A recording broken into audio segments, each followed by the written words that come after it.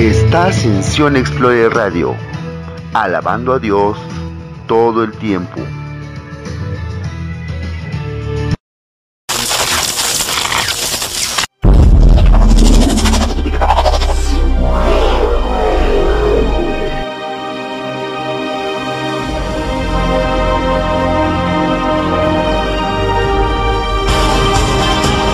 La voz de Dios internacional.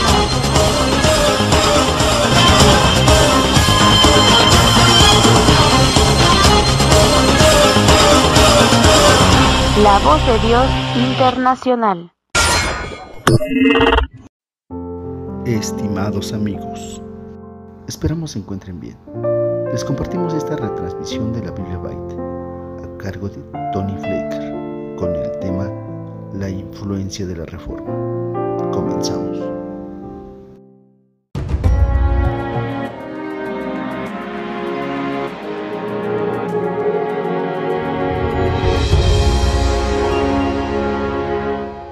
¿Por qué a 500 años de haber ocurrido un evento como la Reforma Protestante, nosotros hoy en este auditorio estamos revisitando la Reforma? ¿Por qué la Reforma Protestante es todavía un referente aún para la iglesia actual de Jesucristo? Y no solamente para la iglesia de Cristo, sino un referente para las sociedades. Porque la Reforma trajo a la luz principios importantísimos para la iglesia y para la sociedad, como fruto de la palabra de Dios que fue predicada y expuesta por esa reforma.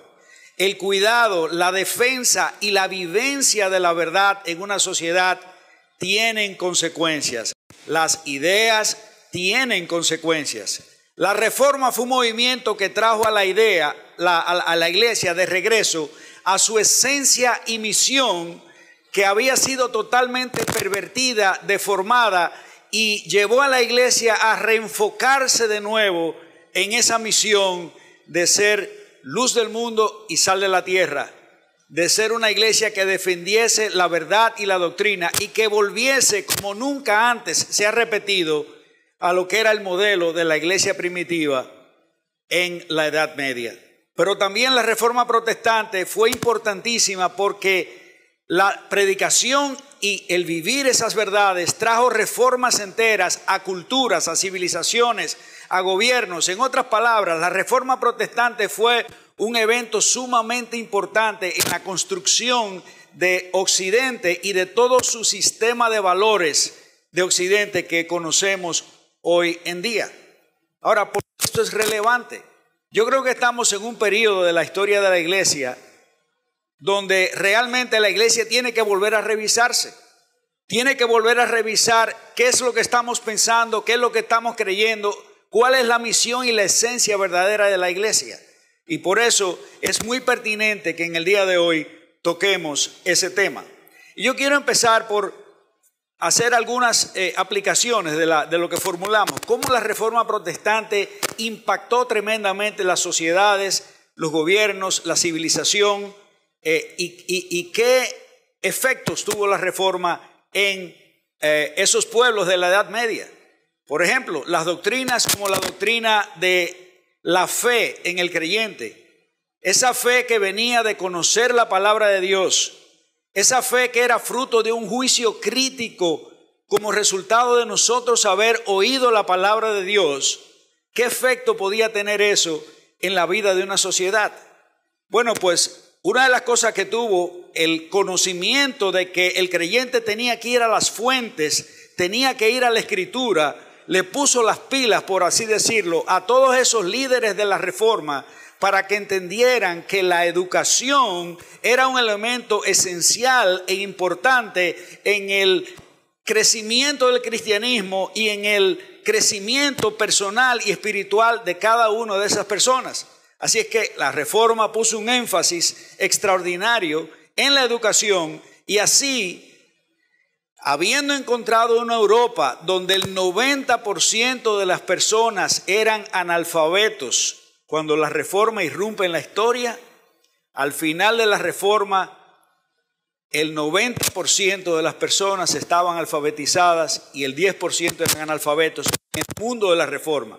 De hecho, aún congregaciones que tuvieron un impacto mayor. Se decía que entre los cuáqueros, por ejemplo, el 100% de los cuáqueros estaban alfabetizados. Pero la Reforma no solamente hizo una revolución en eso. La Reforma crea, por ejemplo, el primer sistema de escuelas públicas, gratuitas y obligatorias. En Ginebra, en 1536, se instala ese sistema de escuelas públicas y obligatorias que iba a ser copiado a través del reformado.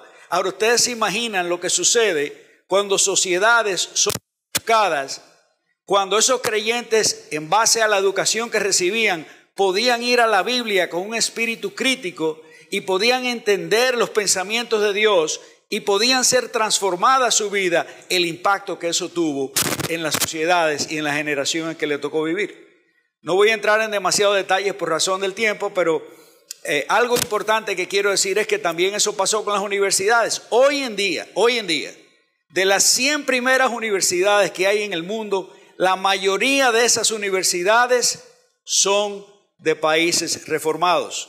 Alguien dijo, por ejemplo, un estudio del Banco Mundial, que de 1901 a 1990, el 64% de los premios Nobel habían surgido de países reformados, un 22% de Israel, de los judíos. O sea, tuvo un impacto tremendo, pero no solamente eso, sino que también impactó en el florecimiento de lenguas fuertes y puras.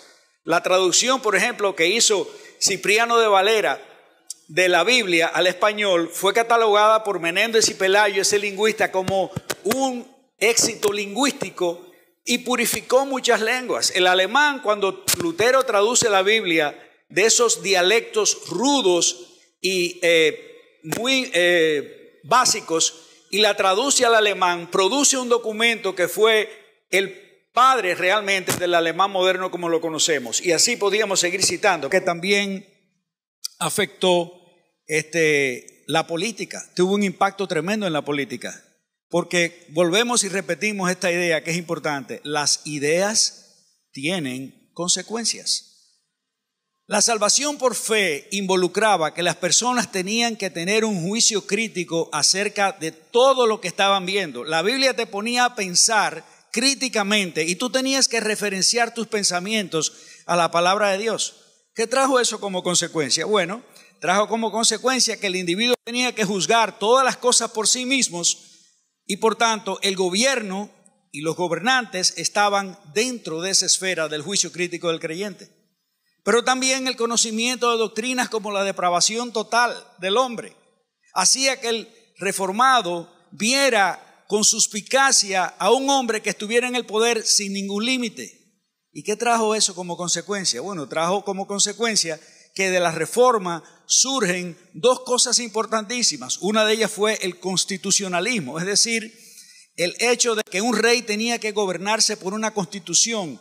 Toda autoridad gubernamental tenía que gobernarse por una constitución. Y ese era un límite al poder terrenal, porque el reformado entendía que esa persona estaba depravado. Ese modelo se replica en Ginebra, se replica en Escocia y llega a los Estados Unidos de América, donde en la Constitución de los Estados Unidos de América de 1787 también se refleja ese espíritu reformado y la necesidad de una constitución. Pero esos sistemas constitucionales traen como consecuencia el surgimiento del Estado de Derecho moderno, porque el Estado de Derecho moderno no es otra cosa de que los gobiernos tienen que estar regidos y limitados por la ley. Y eso, como vemos, es uno de los grandes problemas que nos afectan a nosotros en América Latina y en todas partes del mundo. Podríamos hablar del impacto en la economía también. La economía tuvo un boom extraordinario como consecuencia de los pensamientos de la reforma. ¿Por qué?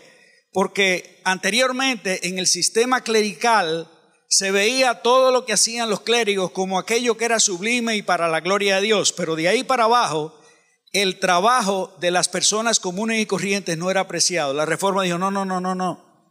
Primeramente hay un mandato de Dios a todo hombre, no solamente a los clérigos, de ir y sojuzgar la tierra. Y segundo, todo trabajo debe ser hecho con el espíritu de buscar la gloria de Dios en todo. Ahora, como consecuencia de esto, nosotros vemos cómo realmente el artesano en su pequeña tienda de zapatería o de hacer calderas o de lo que sea, estaba haciendo ese trabajo para la gloria de Dios. Ese carácter que esa persona había adquirido lo ponía a trabajar pensando en su pequeño trabajo en la gloria de Dios. Y eso, por supuesto, crea un círculo virtuoso en la economía de esas naciones, porque yo trabajo para producir productos buenos, vendo mis productos, ahorro el dinero, reinvierto en mis empresas. Y sociólogos como Max Weber, por ejemplo, plantearon de que ahí nace con la reforma el capitalismo moderno. Así que vemos todas esas cosas que la reforma trae. Ahora, ¿qué ha pasado con la iglesia de hoy? Que vemos que lamentablemente no tiene ese impacto en el mundo y debe de revisarse. ¿Por qué no tiene ese impacto en el mundo?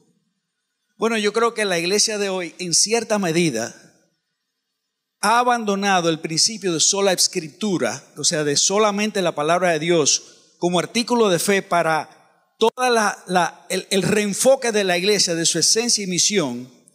Y en gran parte, no estoy diciendo todas las iglesias, obviamente, estoy hablando en sentido general, en gran parte las iglesias se han refugiado como autoridad en un tradicionalismo eclesiástico que surge, ¿verdad?, del combate de la iglesia contra dos movimientos importantísimos en la historia. Uno de ellos fue el racionalismo, que planteaba en su grado extremo de que el hombre puede conocer todas las verdades acerca del mundo, de sí mismo y aún de otras cosas como Dios, solamente por el uso de la razón pura. Eso es completamente falso, porque sabemos que el hombre no va a conocer a Dios por medio de la razón pura. El segundo arriete en contra de la iglesia, porque eso provocó también, antes de entrar allí, que la iglesia empezara a retirarse un poco avergonzada, porque si por medio de la razón pura yo puedo conocer todas las cosas, ¿quién necesita la Biblia? Y ahí empezó un abandono de la Biblia en los círculos académicos y a la vez un retiro de la iglesia de esos círculos académicos. Pero el segundo arriete viene de la propia iglesia, de los seminarios, en la alta crítica, donde empiezan a cuestionar si la palabra de Dios era pertinente realmente para como una guía de fe y práctica. Y por supuesto, ahí surge el fundamentalismo. La iglesia se retira del mundo, la iglesia se retira de participar en las cosas de este mundo. Lo único que tiene que hacer la iglesia es predicar el evangelio, ¿verdad que sí? Sí. Ahora, ¿qué evangelio estamos predicando? Porque yo oigo mucho eso. Cuando hablamos, por ejemplo, de qué está pasando en el mundo hoy en día, que sociedades que eran cristianas, sociedades que florecieron a la luz de la reforma, hoy en día son sociedades postcristianas que ya no tienen a Dios como referente. ¿Qué pasó? Y uno oye, bueno, el problema es que solo podemos predicar el evangelio. Ahora yo te pregunto, ¿cuál evangelio tú estás predicando? El evangelio de que la única misión de la iglesia es únicamente preparar a los santos para la obra del ministerio específico de ir a predicar a otras personas el evangelio y traerlos al gueto. Si ese es el evangelio que tú estás predicando, es parcialmente verdad, pero le falta algo. Porque la iglesia tiene que ser, por mandato de nuestro Señor Jesucristo, luz del mundo y sal de la tierra. Y ese mandato del Señor Jesucristo nos tiene que obligar a nosotros a revisarnos. Principio de la reforma, iglesias reformadas siempre reformándose, aunque hoy en día uno ve que iglesias reformadas siempre deformándose. Nosotros tenemos que volver al evangelio. Nosotros tenemos que revisar lo que estamos haciendo. La agenda de sal y luz no es una agenda opcional. Y yo le voy a decir otra cosa también. Los valores que tiene una sociedad y una cultura son el reflejo de la salud de una iglesia. En Europa, los valores cristianos se han perdido. Son el reflejo de una iglesia que no actúa a tiempo. En América, estamos todavía a tiempo de levantarnos como iglesia y luchar por los valores. No porque la misión de la iglesia sea los valores, no. La misión de la iglesia es ser columna y baluarte de la verdad. Ahora, esa verdad va a producir valores en la sociedad. Esa verdad va a hacer que personas, aunque no sean creyentes, empiecen a ver la verdad de los valores que nosotros predicamos porque estamos buscando la gloria de Dios. La agenda de Dios no es que se conviertan las personas. La agenda de Dios es su gloria. Y esa gloria va a ser reflejada en la iglesia, en nosotros, en las vidas nuestras. Y también esa gloria Él quiere que se le lleve al mundo, aún aquellos que no se van a convertir, para que esa gloria sea también reflejada. Hay distorsiones, hay iglesias que los pastores se están dedicando a la política. Yo creo que eso es una aberración completa, porque Dios le da a ese pastor un mandato muy claro y muy específico. Dice, tu trabajo es preparar a los santos para la obra del ministerio. Y el ministerio no es, como dije, solamente predicar el evangelio, sino que el creyente tiene que impactar y tiene que realmente ser luz del mundo y sal de la tierra. Muchísimas gracias y que Dios les bendiga.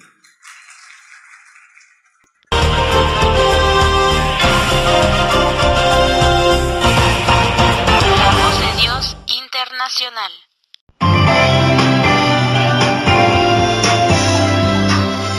Sion Explorer Radio, 24 horas de bendición.